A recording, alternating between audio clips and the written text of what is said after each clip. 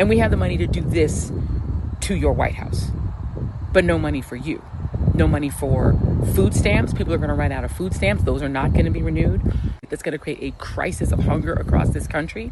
We have no money for that. No money for food stamps. No money to pay federal workers. We're going to fire and lay off federal workers. No money to pay the TSA agents keeping you safe or the air traffic controllers to make sure your planes don't crash. No money for that. But we have money for this? Make it make sense. Is that how you want your money used? Is this what you voted for? Because if this is making America great again, we need to stop making America great again because I'm exhausted.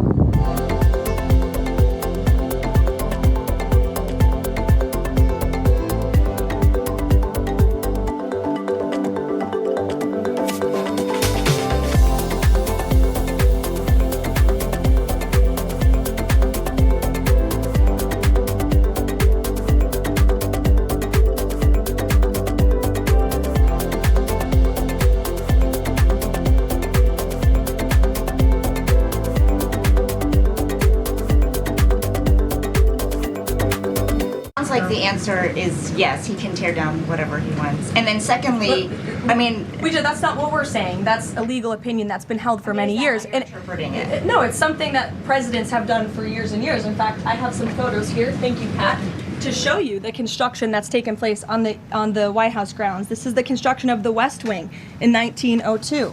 Look at this, the construction of the West Terrace in 1902. These images look quite similar to what you and the American people are seeing today, the construction of the East Terrace as well. Look at the construction of the West Wing expansion in 1934. So look, this is a legal opinion that's been held for many years. Look at, this is 1950. It looks a lot like what you were seeing today.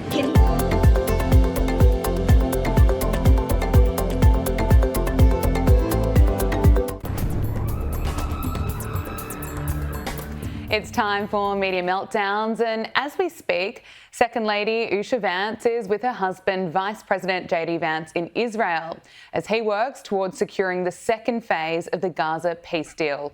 And while history is being made thanks to the Trump administration that's already ended many, many conflicts and is right now focusing on ensuring that peace lasts in the Middle East, well, while this is going on, MSNBC's Jen Psaki and two other miserable Liberals, Jennifer Welch and Angie Sullivan, the hosts of the I've Had It podcast, have decided to attack the Vice President's marriage, suggesting that the Second Lady must need saving.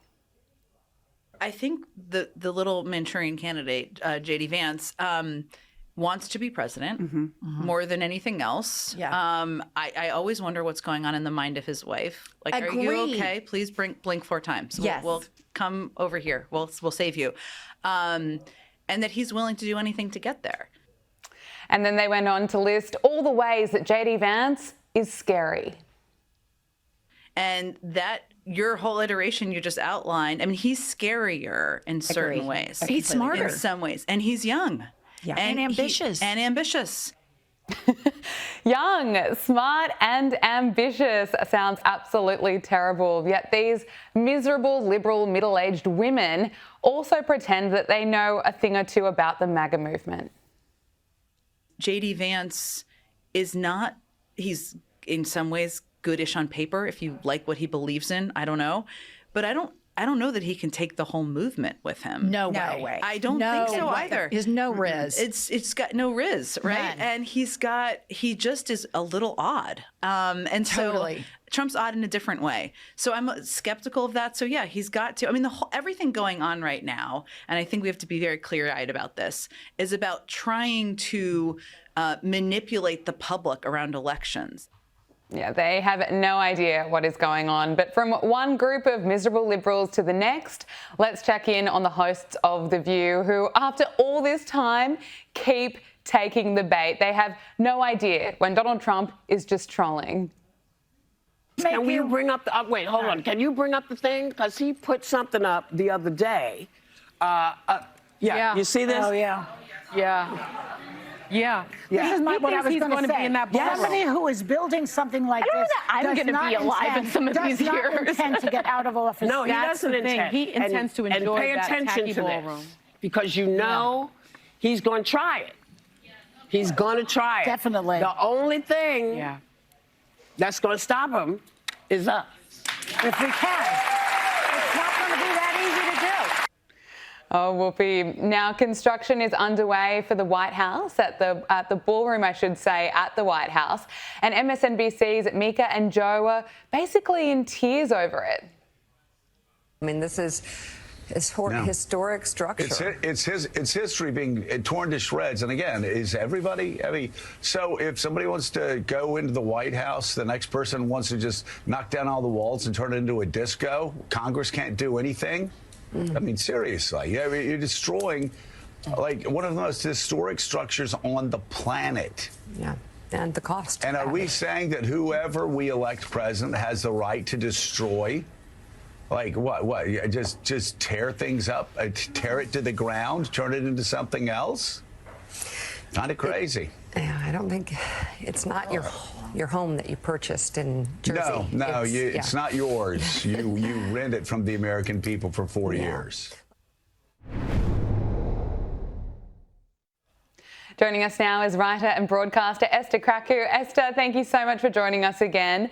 Look, in the space of 24 hours, we've seen MSNBC's Jen Psaki attacking JD Vance's marriage, suggesting that Usha Vance must need saving. And of course, you know, she will be the one that could save her. We've had Whoopi Goldberg and the other hosts of The View genuinely concerned that in the year 3000, Donald Trump would still be president because he's joking about it or posting an AI-generated video on social media. And Joe and Mika on Morning Joe on the verge of tears that Donald Trump is generous along with other donors and they are paying for this ballroom at the White House. But according to MSNBC, this is destroying the White House by putting a ballroom in. Can I get your reaction to all of this? Well, I think the Jen Psaki and the liberal ladies on The View is they're kind of like incubators of mass psychosis. I never thought I'd see middle-aged women talking about Riz and people's husbands. I just can't believe the irony of this. But, you know, for someone like Joe Scarborough, who's been no stranger to the whole, championing women and a feminist and sort of really buying into the whole gender ideology and championing trans rights and all of that. The fact that she thinks only some women can make decisions about their lives and their bodies and who they marry, but others are incapable of doing so is quite telling of the kinds of women that they actually want to empower. Jen Psaki herself is married with 2 children. I'm sure she wouldn't appreciate anyone saying that she is a hostage or even speaking about her own husband in such a derogatory fashion. I don't think she would appreciate that people would assume that because he's obviously a liberal man, that he's not smart and ambitious, which apparently she thinks are negative traits with regards to how she described JD Vance.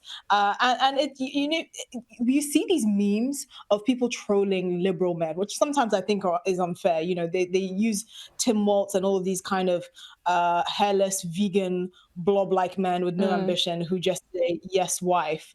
But people like Jen Psaki make it easy because how can you possibly paint out the traits that she's characterized JD Vance with as negative? Never mind the fact that it's completely inappropriate for her to speak on other people's husbands. And as for the ladies on The View, Whoopi Goldberg and all these other women who clearly don't have a clue and who are only getting ratings because, to be perfectly honest, they're talking about Donald Trump.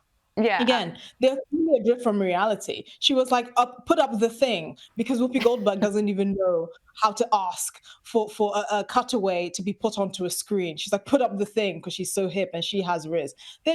Honestly, they're just incubators of mass psychosis of liberal women that we're seeing in the US. Oh, you're absolutely right. I mean, all those conversations being out for their audience in the space of 24 hours, it's funny to watch Jen Psaki try to come up with any attack on JD Vance, smart and ambitious, and then I think she came up with odd. That's they're struggling, aren't they?